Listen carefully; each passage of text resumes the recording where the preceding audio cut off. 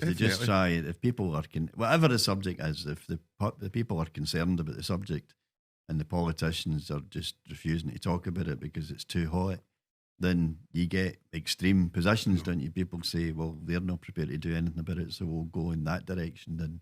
And unfortunately, that can also lead to people being hurt or, abused or their life being made difficult. I mean, I think probably a high percentage of the population agree on most things. no, And, there are people on the fringes. And I think there might be some evidence of a kind of disconnect where the guy in the street or, the woman in the street are saying, nobody's talking about this. The mm, politicians are just refusing to talk about it. So we'll need to find somebody who does talk about it. And I think throughout Europe, that's had some unfortunate consequences. no, definitely.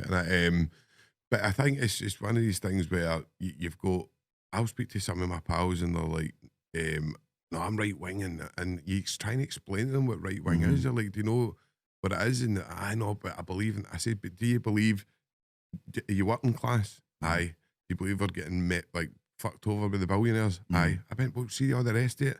We don't need the rest. That see if we can agree on that. Yeah. We can come together at least and try and I've never thought it's that helpful as a term, because people will have different views on different you know, issues, and putting people in a box is not going to really encourage sensible debate. you know, Because if you just say, "I regard you as right wing, so I'm refusing to talk to you," you know, and that might be justified in some extreme circumstances, but not in every circumstance. right, It'd be as well to sit everybody down and have a talk about it and try and persuade them, rather than banning them from speaking you know. because you don't agree with what they're likely to say.